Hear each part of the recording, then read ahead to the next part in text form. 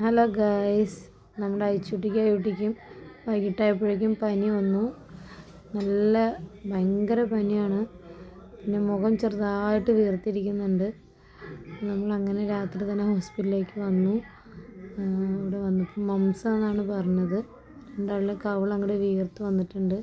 നമ്മൾ ഹോസ്പിറ്റലിൽ പോകുമ്പോഴേക്കും ഒരു 10:30 ആയിട്ടുണ്ടായിരുന്നു. അപ്പോഴേക്കും ഭയങ്കര തിരക്കാണ്. ആ ടൈമിൽ ഒരുപാട് എമർജൻസി കേസുകളൊക്കെ ഉണ്ടായി. വീട്ടിലേക്ക് തിരിച്ചു വന്നപ്പോഴേക്കും ഒരുപാട് ലേറ്റായി. പിന്നെ വന്ന് കിടന്നു കഴിഞ്ഞിട്ട് അവർക്ക് ഒട്ടും ഉറങ്ങാൻ പറ്റുന്നുണ്ടായിരുന്നില്ല. അതുപോലെ തന്നെ കവിൾ ഭയങ്കര വേദനയായിരുന്നു. ഭക്ഷണം ഒന്നും കഴിച്ചിട്ടില്ല. എങ്ങനെയോ രാവിലേക്ക് ഞാൻ റൂമിൽ നിന്ന് എടുത്തുകൊണ്ട് വന്ന് അവർ വീണ്ടും വന്ന് ഹാളിൽ കിടപ്പായി. പിന്നെ ദോശമാവ് ഉണ്ടായിരുന്നു.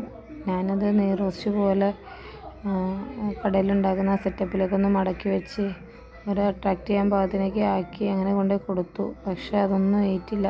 അതിൻ്റെ ഒരു പകുതി തിന്നു. രണ്ടാളും കൂടി ഒരെണ്ണം മുഴുവൻ തിന്നില്ല. അതിൻ്റെ ഇടയിൽ കൂടെ ഞാനൂസിൻ്റെ കരച്ചിലും ആകെ ഭ്രാന്തായി. ഞാനൂസിനെ നോക്കലും ഫുഡ് കൊടുക്കലും ഇവർ രണ്ടാളും ടയേർഡും ആയപ്പോൾ ആകെ പറ്റില്ലാണ്ടായിട്ടോ. ഇതിൻ്റെ ഇടയിൽ കൂടെ ഞാൻ ഞാനൂസ് ഉറങ്ങിയ ഗ്യാപ്പിൽ മീൻകറി വെച്ചു, പൊരിച്ചു, ബീൻസ് തോരൻ ഉണ്ടാക്കി, അങ്ങനെയൊക്കെ ഓരോ പണികൾ കഴിച്ചു. പക്ഷേ ഇതൊന്നും ലഞ്ചൊന്നും കുട്ടികൾക്ക് വേണ്ട. വീണ്ടും അവർ ടയേർഡായി. എപ്പോഴും ഉറക്കം തന്നെ. പിന്നെ വൈകിട്ട് എഴുന്നേറ്റപ്പോൾ ഒരാൾ ബ്രെഡ് ഓംലേറ്റ് വേണമെന്ന് പറഞ്ഞു, ഒരാൾ ബുൾസൈ വേണമെന്ന് പറഞ്ഞു. പിന്നെ രണ്ടാൾക്ക് 2 സൈസിലൊക്കെ ഉണ്ടാക്കി. പക്ഷെ അതും അവർ അതിൻ്റെ പകുതിയൊക്കെ ആക്കി തിന്ന് അങ്ങനെയൊക്കെ കുഴച്ച് മറിച്ചിട്ട് പിന്നെയും വീണ്ടും പനി വന്നു തുടങ്ങി. വീണ്ടും ടയേർഡായി. പിന്നെ ഞാൻ നനച്ച് തുടച്ച് ഒരു വിധത്തിലാണ് കിടത്തി ഉറക്കിയത്.